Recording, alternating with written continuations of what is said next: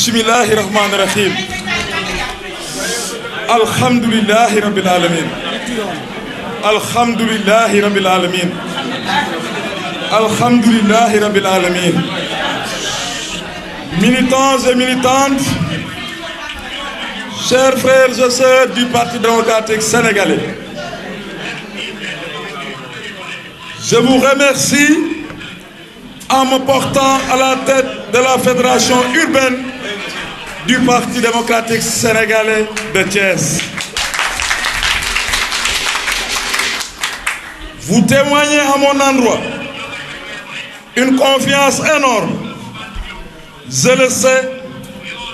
combien votre estime en moi est grande. Mais permettez-moi de vous remercier pour votre mobilisation dans cette auguste salle, symbole de notre parti à Thiès, mais aussi symbole de l'histoire d'hommes et de femmes qui se sont battus pour le triomphe du PDS à Thiès. Je veux citer entre autres Feu El Hadj Boubacar Sall, le lion du Cayor. Notre maman, guide et référence, Feu Maman Thianelo. Sans terminer, à la griotte du parti,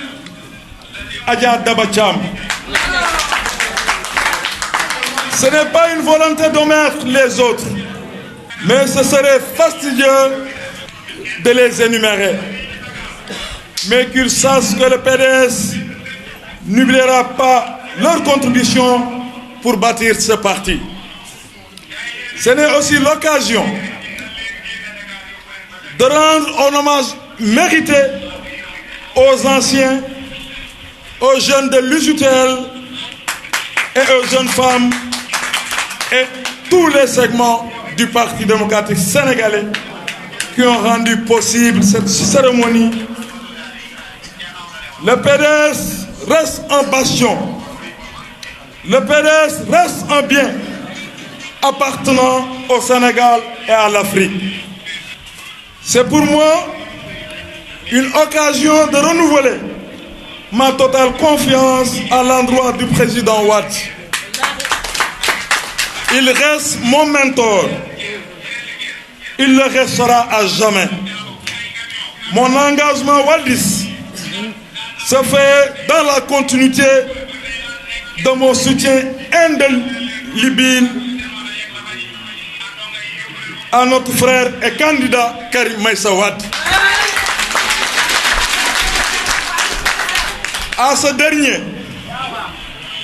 je tiens à le féliciter pour son courage, sa témérité.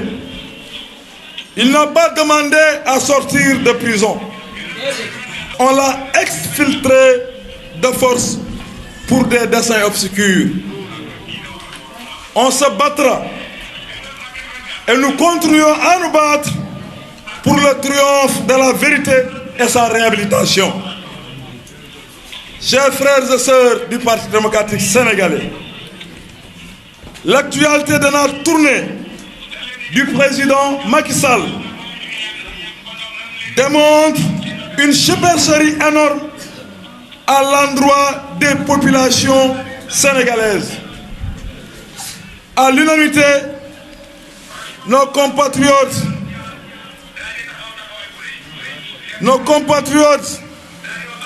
se disent que les milliards annoncés ne sont rien que leur et lueur.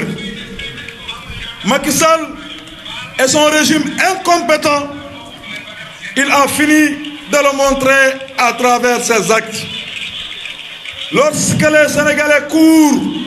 derrière des matelas, se sont incapables d'avoir les toilettes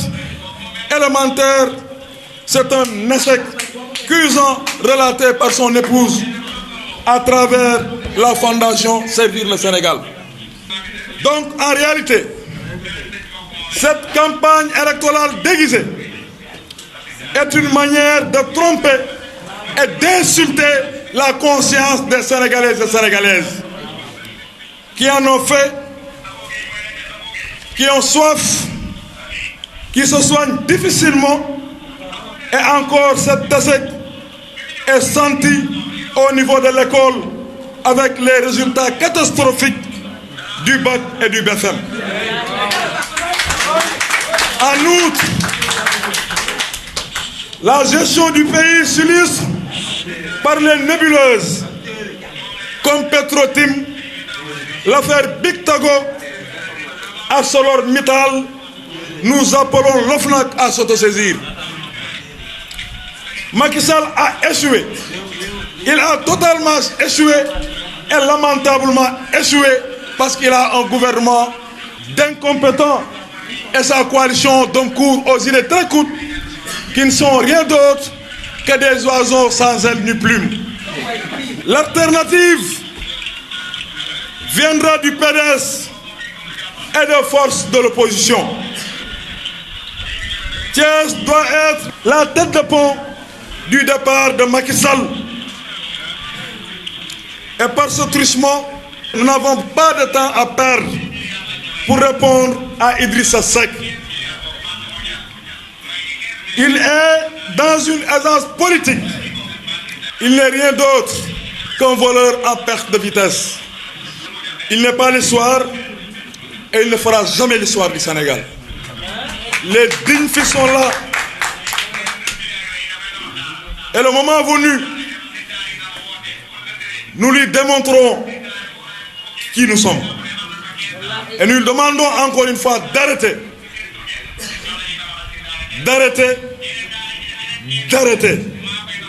Et de répondre à l'interpellation du ministre Mambé Niang, qui a montré devant tout un peuple ses 24 comptes bancaires. Et nous l'attendons là-bas, qu'il se justifie à travers les milliards dont les Sénégalais lui réclament nuit et jour. Le combat sera un engagement à tout un chacun. Je ne saurais terminer sans dire à mes frères et sœurs du Parti démocratique sénégalais que l'heure est à l'unité pour la consolidation du PDS. Nous avons besoin encore une fois de cette unité pour faire face à ce régime d'incompétents. Nous avons encore une fois besoin de cette unité pour avoir une majorité écrasante à l'Assemblée nationale. Nous avons besoin encore une fois de cette unité pour porter notre frère Karim Meïssa Wade à la magistrature suprême. mbokk yi maa ngi beral ab cant ancien wu Parti démocratique sénégalais di gërëm ndaw UJTL yi ñi nga xamante ne ñi leen jiite mooy ñetti secrétaire généraux yi UJTL commune bu Thiès di beral cant it coordonnateur ñetti commune d'arrondissement wu Thiès sans penser si ancien ou parti bi avec les cadres et autres. mënuñu wax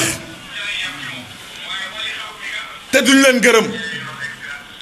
sas bi ngeen ma sas ak li ngeen ma dénk ba sama rongoñ génn man xam naa fi mu toll suñu borom xam na fan la ma toll te su neexee yàlla suñu borom yaakaar gi ngeen am si man su ma ko yokkul duma ko wàññi mukk su neexee yàlla suñu borom tey laa gën a gëm li ma gëm tey laa gën a doon li ma doon tey laa gën a nekk encore une fois une montre réglée à l'heure de Maître Wade parce que boo ànd ak ay góor laajuloo demandé woo leen ñu yëkkati sas la samay morom baay nekk fi samay moromu nday nekk fi sumay rak sumay mag sumay xarit ak samay soppee ne la yow la liñ la jox boo ko nanguwul doo doon góor firndeel ngeen ma ko parce que wane ngeen ko ci seen jëfin wane ngeen ko ci seen doxalin kay yéen maa leen saf ngeen saf ma mbir mi safante la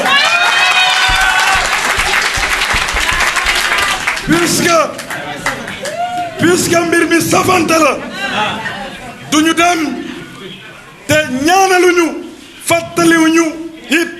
icône parti bi nga xamante ne ñoom la woon démb tey soog a ñëw muy suñu baay le frère Feu Boubacar Sall ak suñu ñaari yaay yu baax yu fi jógee it muy Adja Thiané Lo ak Adja Daba Thiam ku lim di nga juum loolu suñ ko gisee ñu ñëw bàyyi ñi fi nekk ñëpp ne ma Massaly yow la te gu ñu jiital dañ laa sas te incha allah rabbi du ma bedd kenn comme ni ko samay frères yi yëpp jël kàddu wax sama yaay Anta Lo suma frère Maguette Sarr ñoom Pa Sali Wat ñoom Thiam ñoom Ndiaga Diaw ñoom Agibou ñoom Birane Gueye ñoom Soxna Mbuub ni ko ñëpp waxee tey incha allah rabbi dinañu liggéey la main dans la main parce que juboo moo ñuy may ndam ànd moo ñuy may ndam man nag tàllal naa loxo ñëpp parce que liggéey jot na nañu wàcc ci terrain bi bàyyi tëju wax ak militants yi wax ak askan bi pour ñu gagner élection législative yi et pour ñu gagner élection législative yi doole rek moo ñu koy may parce que mbooloo mooy doole parce que yaakaar bi sénégalais amoon ci président Macky Sall ak gouvernement bu tekkiwul dara démb ak tey tax nañu yaakaaru sénégalais yi la preuve foo lal tey mu ngi foo mat deret du fa génn nit ñi xiif nañu askan bi mar nañu école bi doxatul la preuve élection yi résultat wu examen yi prouvé na ko ñëpp xam nañ tey bac bi suñu doom yi ak suñu rakk yu ko doon def résultat yi catastrophique na BFM bi day waxi noppi kon ñuy laaj fan la réew mi dem war nañu am sa gàcce di génne ay matelas di ko jox askan bi dëgg la nit ñi amatuñu fu ñu tëdd parce que lekk ñu ba suur seen dépense matatul lépp cher na ci réew mi li koy waral mooy benn alternance crédible moo am Sénégal qui est l'homme de l'histoire qui est l'homme bi nga xamante ne askan bi yaakaar nañ ko muy parce que son benn xarit doon na ma wax benn tubaab mu ne ma Massaly vous savez des solutions il y en aura toujours et la solution du Sénégal c'est Karim Meïssa Wade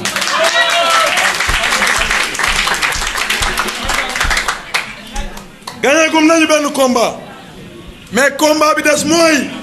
ñu amnistié ko seetal ko 8 ñu jëm élection 2019 jël ndam bi installé ko